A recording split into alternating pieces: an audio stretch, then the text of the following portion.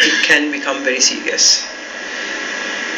Then you begin to destroy those who criticize you because you fear them, because the lack of confidence gives you fear.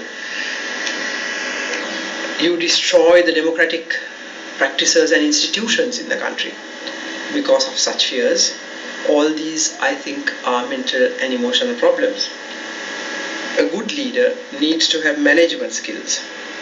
He doesn't need to manage, but he needs to understand what management is all about and surround himself with skilled people who can do the job for him. For this, once again, you need confidence, because I know a lot of leaders, or some leaders, who fear anybody who is more talented than himself.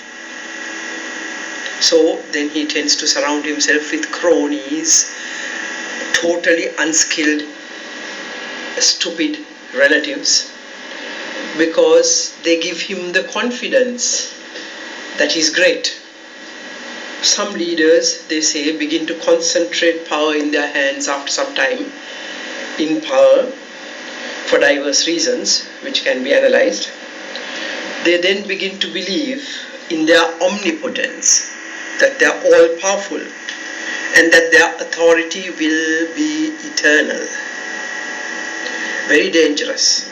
One look at those who are supposed to govern us today, I think will convince us, or is enough proof to show that leaders can go mad very easily once they wield power.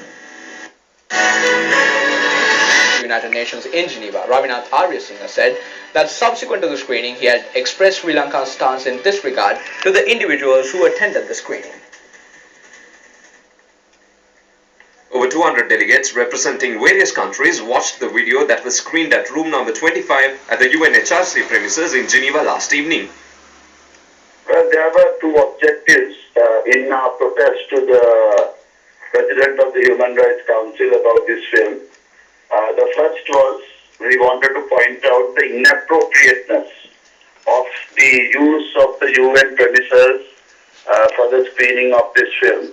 The second point we wanted to make was that to refute this idea which the organizers of this film were trying to portray, including in important papers like the International Herald Tribune, where it was said that this will be screened in the Human Rights Council. Now that is a very serious thing, because the Human Rights Council is the big body. And we wanted to draw the distinction that there was no screening in the Human Rights Council. This was a side event which took place. Special sessions of the UNHRC will not convene today and tomorrow. However, Sri Lanka will once again be the topic of discussion on the 15th and the 20th of this month. Sri Lanka's permanent representative to the UN office in Geneva, Ravinath Arya-Singh, has said that if Sri Lanka will be taken up for discussion on any other day apart from the 15th and the 20th of this month, they will provide the required answers. Meanwhile, at the Daily Press, its acting deputy spokesperson Patrick Wentworth said that the US-sponsored resolution on Sri Lanka at the UN Human Rights Council will be built on the 2012 resolution.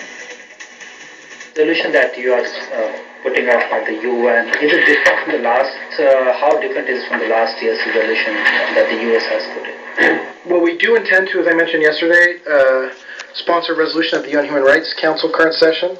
It will build on the 2012 resolution, which called on Sri Lanka to do more to promote reconciliation and accountability.